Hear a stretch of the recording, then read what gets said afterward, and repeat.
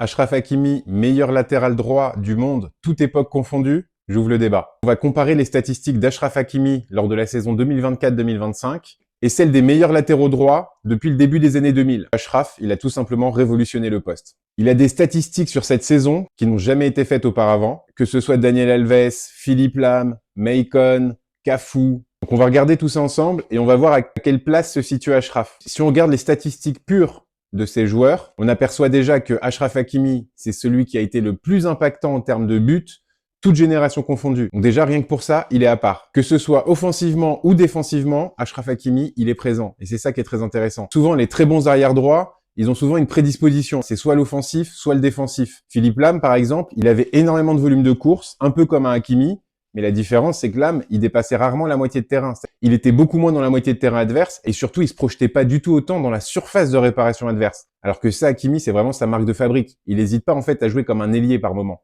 Et d'ailleurs, si on regarde bien ses statistiques sur les buts, 0,22, c'est clairement des stats d'ailier, hein. C'est pas du tout des stats d'arrière droit ou de défenseur. Il y a plein d'ailiers offensifs au monde qui rêveraient d'avoir ces statistiques-là. Bien entendu, il est tout à fait correct en défense, mais ce qui le démarque vraiment des autres arrière droits, c'est évidemment son apport offensif. Il crée, il attaque, il étouffe les couloirs. En 2025, Hakimi, c'était clairement un moteur à 3 vitesses. Buteur, passeur, récupérateur. Donc si on observe bien ces statistiques, on se rend compte que oui, il n'y a aucun arrière droit au monde, toute génération confondue, qui n'a jamais combiné toutes ces statistiques ensemble. Et puis dans les qualités que je lui trouve très propres, c'est sa manière de couvrir la largeur et la profondeur comme un ailier. Il participe toujours à la première relance et au contre-pressing. Puis bon, il est carrément décisif dans la surface de réparation adverse. Et ça, c'est vraiment inédit pour un arrière droit. Il est vraiment hybride. Mais si on devait le comparer, on peut dire que c'est un mélange de Daniel Alves pour sa créativité, de Cafu ou de Maicon pour la projection, et un peu d'un Philippe Lam pour l'intensité tactique. Donc il a vraiment tout. Et tu rajoutes à ça la productivité but d'un ailier moderne. C'est vraiment un prototype. On n'a jamais vu ça avant. Il est en train de révolutionner le poste. Et ne serait-ce que grâce à sa saison 2024-2025, on peut déjà le placer dans le panthéon des arrières droits.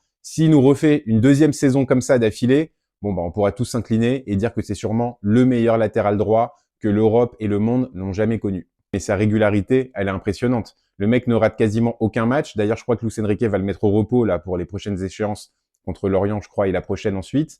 Mais c'est vrai qu'il fait quasiment tous les matchs et il n'est jamais remplacé, ce mec. Ça veut dire qu'il commence à la première, il termine à la 95e minute. Il a été dans tous les combats, il est quasiment jamais blessé, une régularité à toute épreuve. Donc dans les commentaires, dites-moi ce que vous en pensez. Dites-moi si vous pensez qu'Hakimi, il peut refaire la même saison qu'il a faite l'année dernière en rajoutant la CAN évidemment et la Coupe du Monde en fin de saison. C'est vrai qu'avec les petits jeunes du centre de formation, ça devrait pouvoir faire la maille. En fait, Hakimi, il est tellement sûr qu'on n'a même pas besoin de prendre un arrière droit remplaçant, ce qui est quand même assez fou, quoi.